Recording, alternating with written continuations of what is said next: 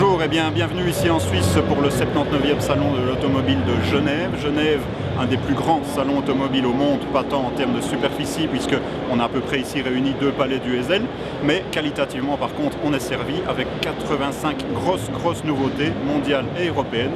On vous propose de les découvrir en avant-première. Alors chez Volkswagen, l'une des grosses nouveautés très attendues évidemment, c'est la nouvelle Polo.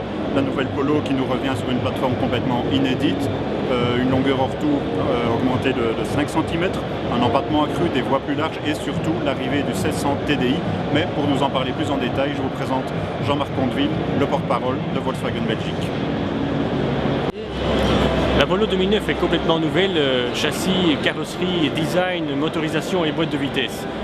Particulièrement nouveaux, les moteurs TDI et les moteurs TSI, tous donc suralimentés, qui peut être complété par une boîte de vitesse DG à 7 vitesses. La Polo Blue Motion, qui ne consomme que 3,3 litres au 100 km, viendra compléter la gamme avec des émissions de CO2 limitées à 87 grammes par kilomètre. Après la Polo, les autres grosses nouveautés présentes ici à Genève sont bien évidemment les Renault Scénic et Grand Scénic, deux évolutions notables de la génération précédente. Alors, toujours deux versions, Scénic 5 places, Grand Scénic 7 places, le petit mesure 4,34 m, le plus grand 4,56 m, mais contrairement à certains concurrents, Renault reste fidèle au siège arrière amovible et non pas escamotable. Il n'est pas possible d'obtenir un plancher arrière plan. Il est simplement possible de replier les sièges arrière contre les sièges avant. Au niveau des programmes des motorisations, c'est encore pas très précis pour l'instant pour la Belgique. On sait qu'il y a un TCE essence de 130 chevaux qui arrivera, une gamme de 7 diesel, très important. Et la grosse innovation, c'est bien évidemment le tableau de bord pixel, donc un écran général couleur, dans lequel on peut afficher à peu près tout ce qu'on veut puisque chaque pixel est pilotable indépendamment l'un de l'autre. L'accent est bien évidemment mis sur le dynamisme routier autant que sur la modularité et on retrouve de très nombreux espaces de rangement. À défaut de Panamera qui sera présenté à Shanghai, Porsche présentait par contre une énième évolution de sa 911, la GT3. Mais pour nous en parler plus en détail, je vous laisse en compagnie de Bernard Van Melingen, le patron de la communication chez Porsche Import Belgique. Bon Bernard, cette nouvelle 911 GT3, c'est encore plus de puissance ?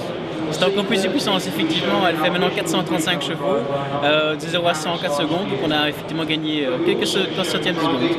Et je parie que vous allez me dire qu'elle consomme moins.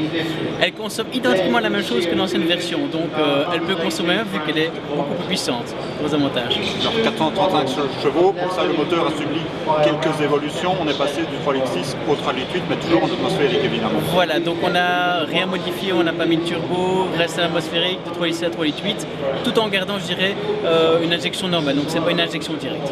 On n'est pas encore passé à l'injection directe? Pas encore. Ça va peut-être arriver dans la future génération de la GT3, donc dans quelques années, mais pour l'instant on reste avec ce type d'injection. Je remarque aussi quelques évolutions extérieures à cette GT3. Alors effectivement, on a le look de la seconde génération, donc c'est sur base ici de ce véhicule sur base d'une génération Carrera 2, donc deuxième génération de la Carrera. Et donc on a l'avant qui change, l'arrière qui change, un autre aileron, beaucoup plus dynamique, des sorties d'air beaucoup plus importantes, un look aussi au niveau des roues, on a un écrou central, donc c'est un beau véhicule. Une voiture de course pour la route. C'est une voiture qui avant tout, je dirais, circuit, c'est comme le homologué pour la route. Tout à fait. Le Verso, c'est chez Toyota, la grosse nouveauté. Il remplace le Corolla Verso et figure comme un concurrent de plus dans le segment des monospaces compacts. Alors, il nous arrive avec 7 cm de plus en longueur. Ça permet d'obtenir un volume de coffre encore satisfaisant malgré la configuration 7 places. 7 places, et oui, puisque les deux sièges arrière sont complètement escamotables, à l'instar d'ailleurs des sièges de la deuxième rangée qui se couchent vraiment dans le plancher pour obtenir un plancher de chargement plan. C'est extrêmement pratique. Il y a d'ailleurs pas moins de 32 configurations différentes des sièges à l'arrière, donc modularité soignée à l'extrême, mais néanmoins Toyota annonce, tout comme Renault, avoir grandement misé sur l'agrément de conduite dynamique pour rapprocher le comportement routier de cette Verso très attendue de celui d'une berline traditionnelle. Chez Opel, bien évidemment, beaucoup de discussions, mais attardons-nous ici sur les produits. Et les produits, en l'occurrence chez Opel, l'actualité, c'est l'Ampera. L'Ampera qui est un peu la réponse d'Opel aux problèmes environnementaux.